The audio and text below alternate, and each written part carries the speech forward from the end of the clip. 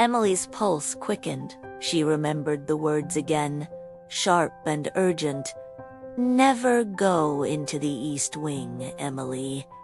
Promise me." She shivered and turned away. Downstairs, Daniel had managed to find a lantern in the kitchen. He lit it, filling the gloom with a dim orange glow. "There's canned food in the pantry," he said, "but it's probably older than we are. I'll pick something up in town tomorrow." Emily tried to smile, though her skin prickled with unease. "Do you think anyone comes out here anymore?" "Doubt it. Look around.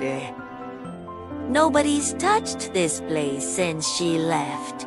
But Emily wasn't so sure. She had the strange, gnawing sense that the house hadn't been empty, not entirely.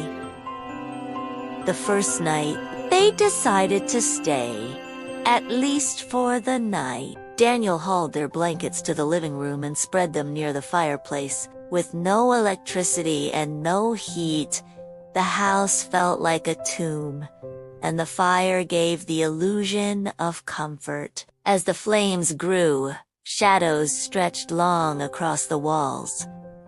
Emily sat with her knees pulled to her chest, staring into the fire. "Do you remember her funeral?" Daniel asked suddenly. Emily nodded slowly.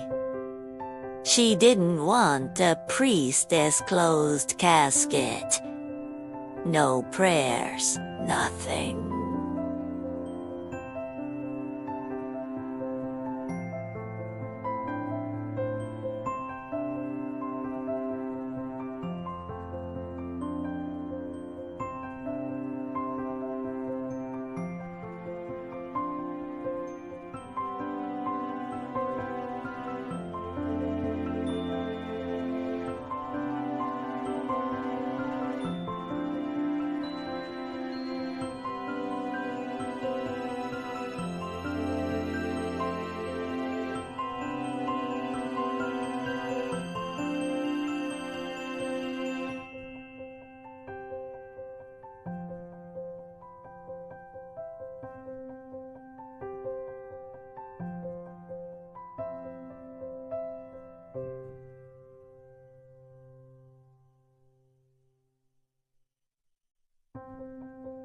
"She was the most religious woman I knew, always clutching that cross." Emily remembered too well.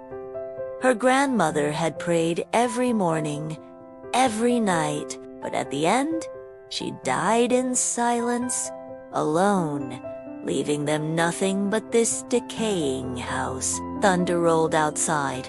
The storm hadn't let up.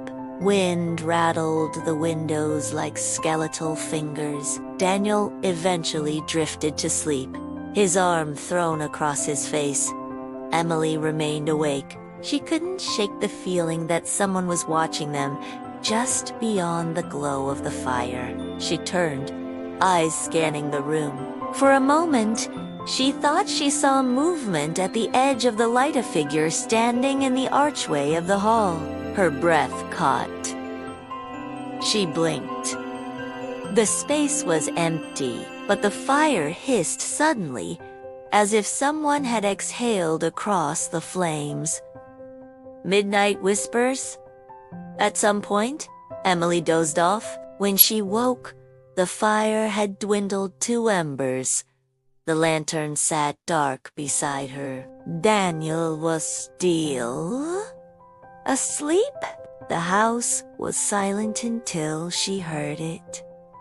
A whisper, soft, drawn, coming from upstairs. Her skin prickled. She sat up slowly, listening. It came again, a faint murmur of words she couldn't make out, but undeniably human. She rose to her feet, moving quietly so as not to wake Daniel. Her bare feet touched the cold wood as she crept to the staircase. The whisper grew clearer. It wasn't one voice, it was many, overlapping, chanting. Her heart hammered as she climbed the stairs. At the landing, she froze. The east wing door, the one with the iron lock, was trembling. The whispers seeped from behind it like smoke, curling into the air. Emily took a step closer, her breath shallow. The lock rattled violently, as if something on the other side were trying to break free. She stumbled back. The whispers grew louder, harsh, guttural now, like screams layered upon whispers. Then the lock stilled. Emily stood frozen, heart thundering in her ears. She wanted to run, to wake Daniel, to flee into the storm outside, but her feet felt nailed to the floor. And then softly, impossibly her grandmother's voice drifted from behind the door. Emily. Emily's blood turned to ice. That voice, low, trembling, familiar, echoed through her skull. Her grandmother had been dead for weeks, yet here, behind the locked east wing, she was calling her name. Emily. Let me out. Her knees weakened. She gripped the banister so tightly her nails scraped the wood. No, she whispered, shaking her head. You're gone. You're not real. The door shuddered violently, the lock rattling as if struck from the inside.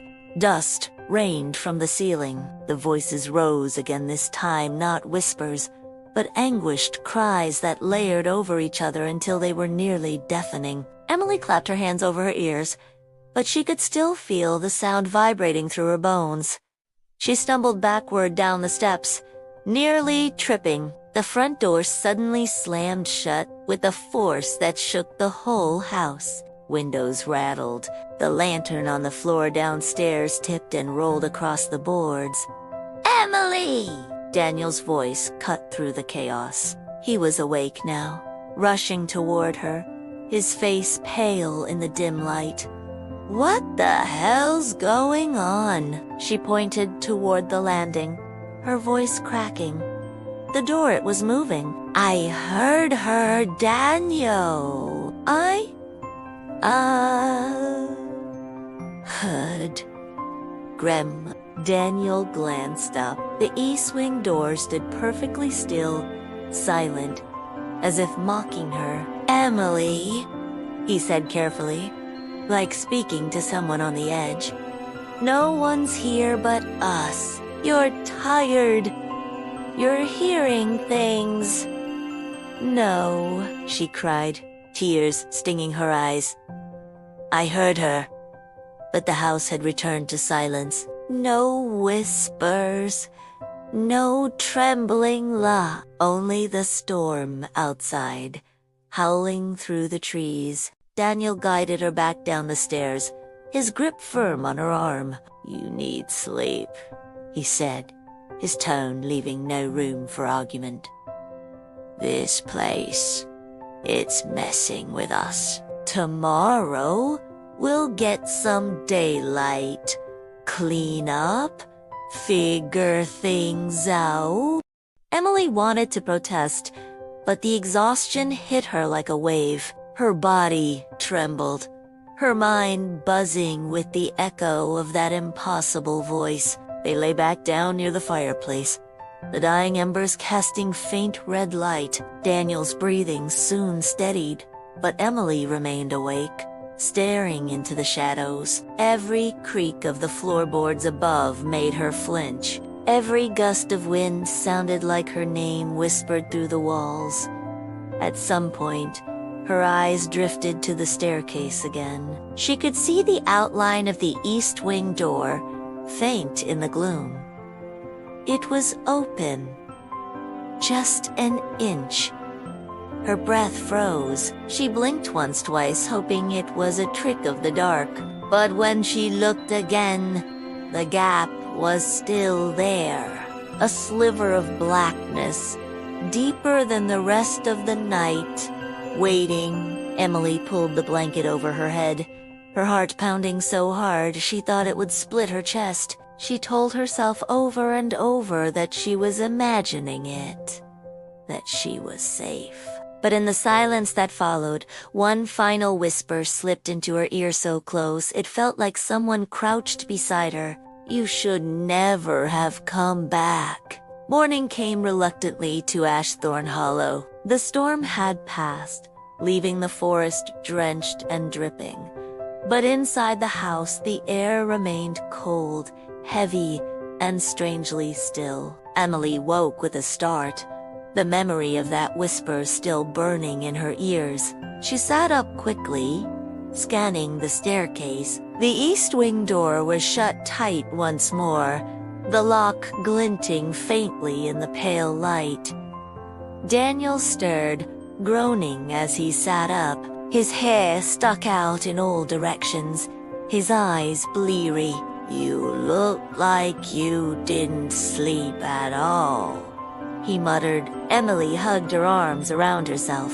"Because I didn't." He gave her a look, skeptical but tired, and pushed to his feet. "Come on. Daylight makes everything better. Let's actually see what we're dealing with." Exploring the house, they spent the morning moving through the rooms. Dust choked every corner, spiderwebs draped like curtains, and the smell of mildew clung stubbornly to the air. The dining room was long and narrow, with a table large enough for 10, though all the chairs were draped in yellowing sheets. A grandfather clock in the corner had stopped at 3:17. Its pendulum stilled, its face cracked.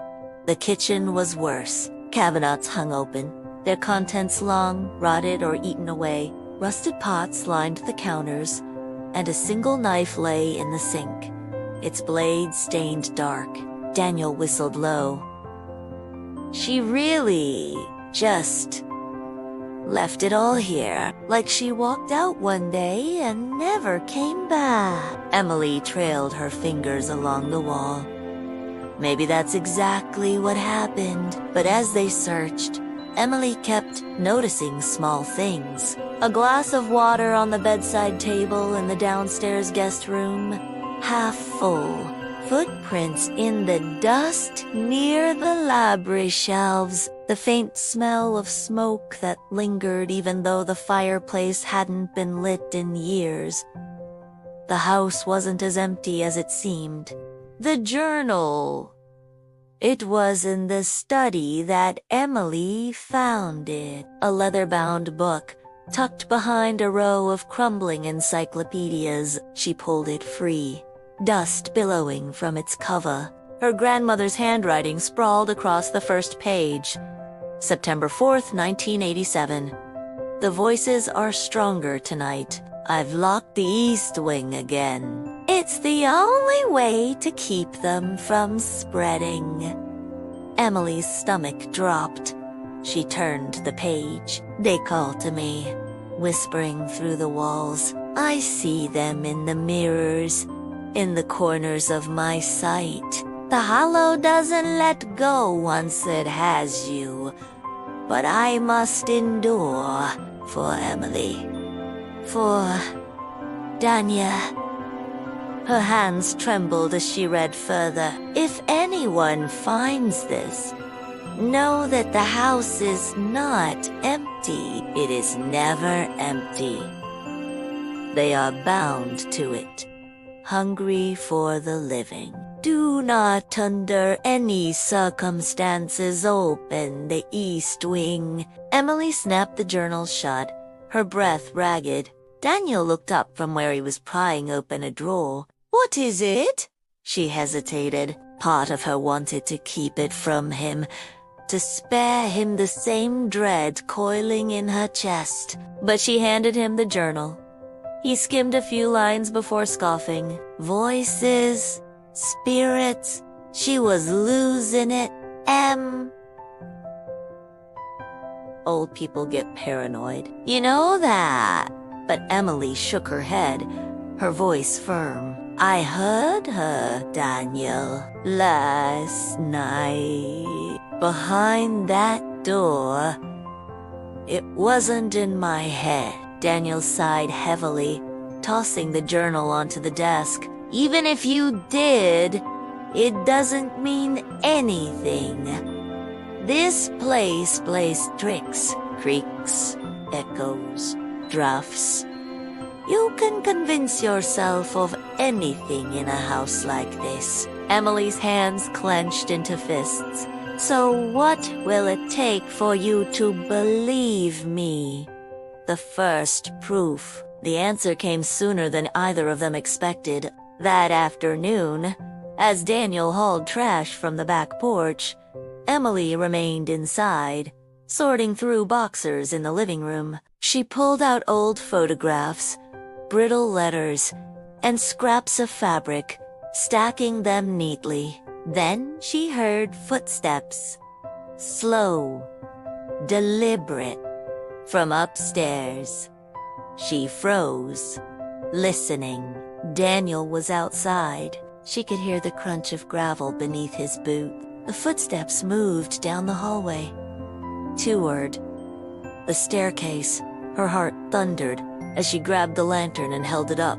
Shadows shifted across the walls as the sound grew closer. Then, on the staircase, she saw a figure. Tall, thin, shrouded in darkness, its face obscured. It paused halfway down, head cocked as though studying her. Emily's throat locked. She couldn't scream. She couldn't move. The figure raised one hand long, pale fingers curling in a slow beckon. Her knees gave out. She stumbled backward, clutching the lantern so tightly her hand ached. The front door banged open. Daniel stormed in, wiping rain from his face. What the hell happened? I heard. He stopped when he saw Emily, trembling on the floor, pointing at the staircase.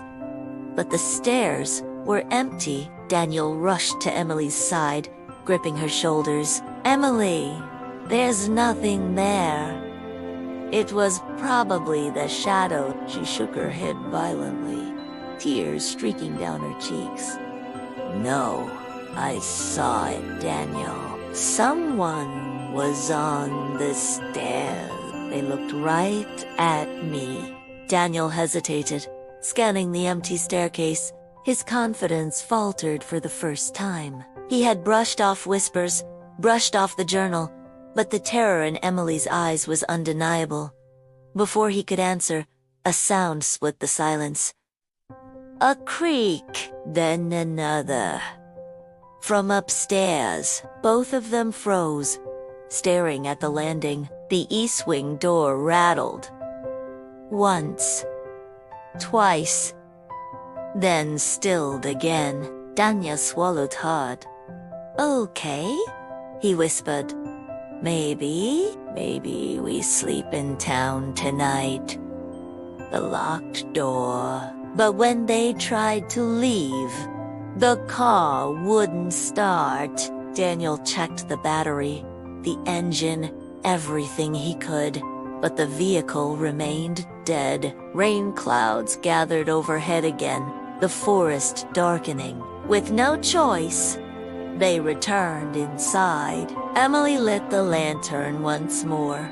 The night dragged on in suffocating silence. Every groan of the old house made them flinch. They tried to ignore it, tried to distract themselves by going through more of their grandmother's belongings, but the tension only grew. Near midnight, the air turned colder. Their breath misted. Then came the whispers. Not faint. This time, not subtle. The voices filled the house, echoing through the walls, rising from the floorboards, dripping from the ceiling. Dozens of voices, layered and urgent. Daniel dropped the box he was carrying. eyes wide. Jesus Christ, you hear that? Emily grabbed his arm, her nails digging in. I told you.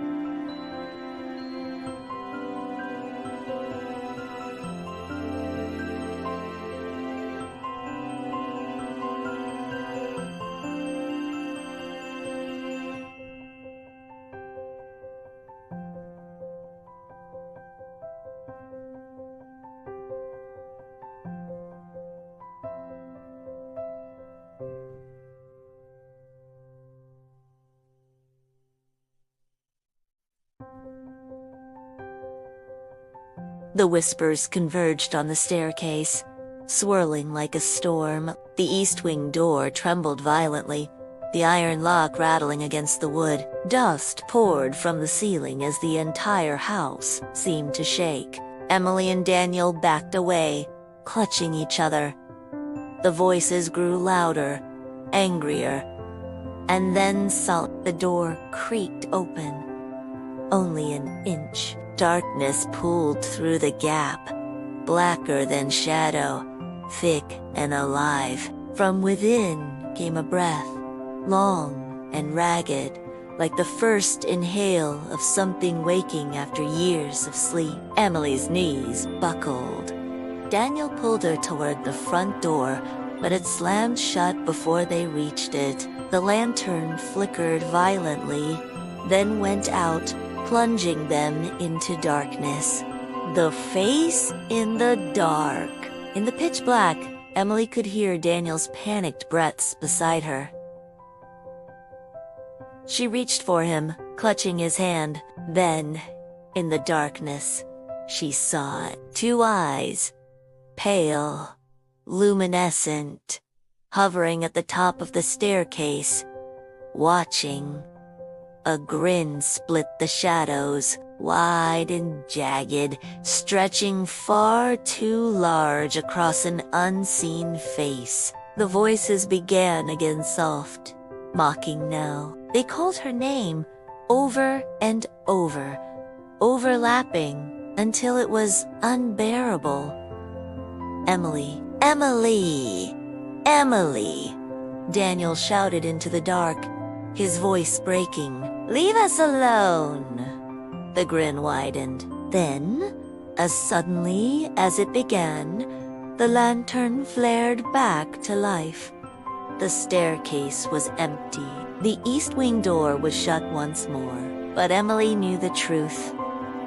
It wasn't over. It had only begun. Morning was no comfort. Sunlight struggled to pierce the heavy curtains of Ashthorne Hollow, and what little light entered seemed dim, filtered, wrong. Emily sat at the kitchen table, staring at the leather-bound journal. She hadn't slept. Neither had Daniel. The words looped in her mind like a curse. Do not under any circumstances open the east wing. But the east wing had already opened itself. The plan, Daniel paced, running his hands through his hair. We can't stay here another night. Whatever's in this house, it wants us gone.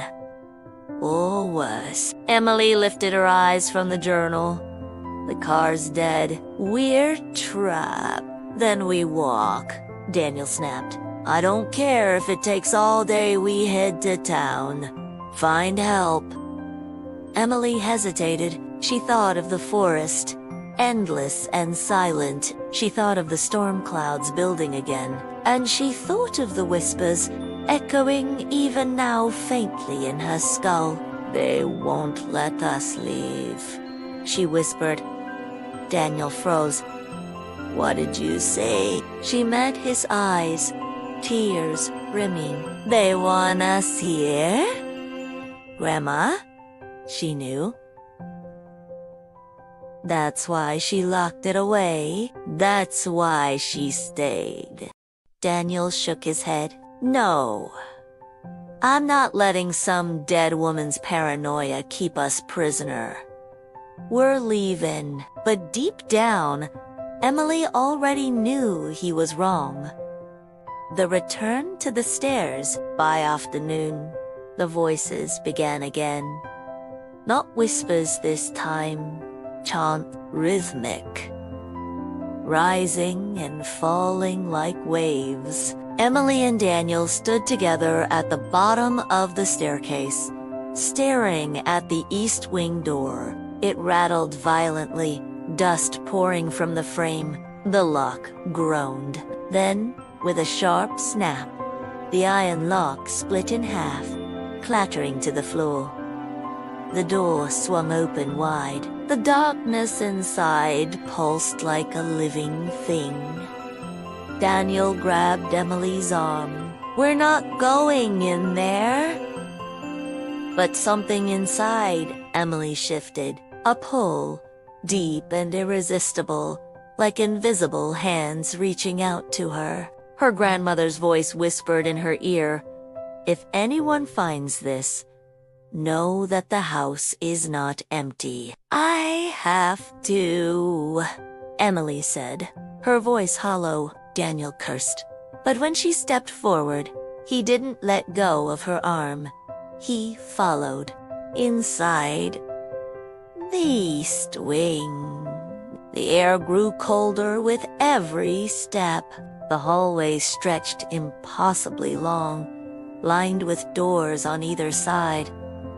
The lantern's glow barely pierced the gloom. Emily brushed dust from the nearest door and pushed it open. Inside was a bedroom, untouched, but suffocatingly wrong. The walls were covered in scratch marks, dozens, hundreds words carved into the wood in frantic scrawls. "Let us out.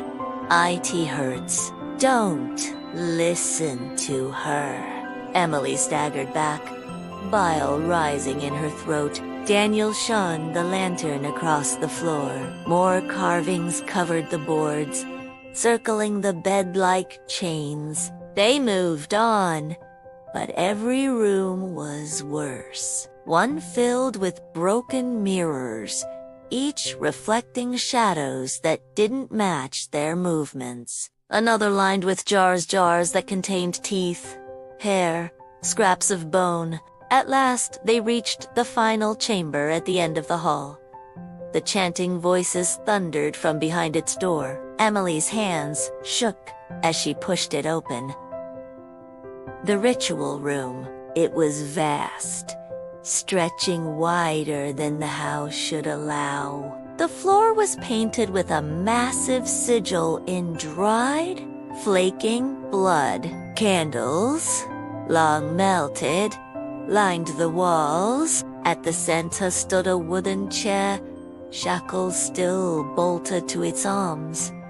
And in that chair sat their grandmother, or what was left of her. Her body was dried and shriveled, her eyes hollow sockets, her mouth frozen open in a scream.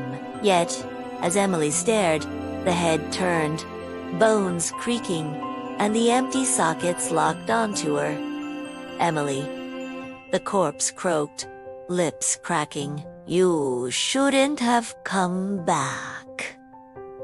Emily screamed. Daniel yanked her backward, but the door slammed shut behind them. The chanting grew deafening, rattling the walls. The sigil on the floor glowed a sickly red. The corpse rose, bones snapping, flesh tearing, but it moved nonetheless. The air thickened, pressing against their lungs.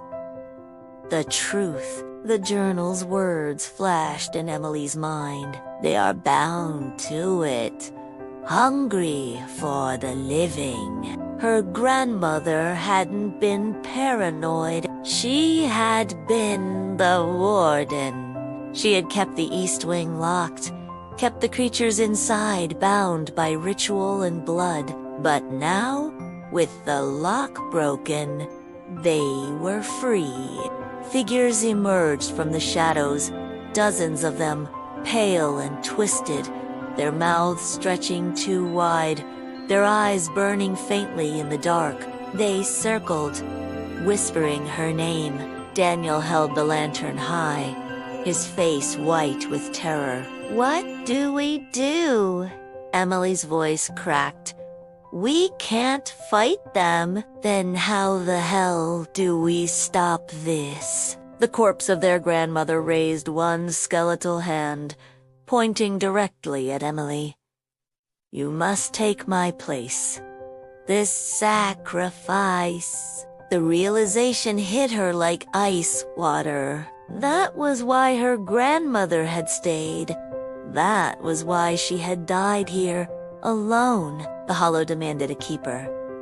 A sacrifice, someone to bind the creatures, to lock the east wing, to keep them from spilling into the world beyond. Daniel shook his head violently. "No, we're not doing this." But the circle of spirits pressed closer, their whispers turning to screams. The sigil glowed brighter, cracking the floorboards. Emily's tears fell freely. "If I don't, they'll escape." She stepped forward, toward the glowing sigil. Daniel grabbed her, sobbing. "I'm not losing you. We'll find another way." The grandmother's corpse shrieked, the sound splitting the air. The shadows lunged, clawing at them. Daniel was ripped from Emily's grasp, thrown against the wall, blood smeared across the boards. Emily staggered to the center of the sigil. Pain tore through her chest as invisible claws sank into her skin, binding her. She screamed as the light enveloped her, searing, burning, consuming. The last thing she saw was Daniel's face, twisted in horror. As the creatures were dragged back into the darkness, shrieking, the door slammed shut. The lock reformed. Silence fell. Epilogue. Days later, the townsfolk whispered about the house again. Some said they had seen a man stumble from the forest, broken and half-mad, babbling about shadows and sacrifice. Others said the Hollow had claimed 2 more souls. But at night, if one dared to stand by the iron gates, a light could be seen burning faintly in the east wing window. And if you listened closely, you might hear a woman's voice chanting prayers in the dark, keeping the house sealed. Emily Carter had taken her grandmother's place, and Ashthorne Hollow would never let her go. If you made it this far, then you've survived the horrors of Ashthorne Hollow. But beware, some doors, once opened, can never be closed. Don't forget to like this video, share it with those who love a good scare, and subscribe to the channel for more stories that will keep you awake at night. Until next time, keep the lights on.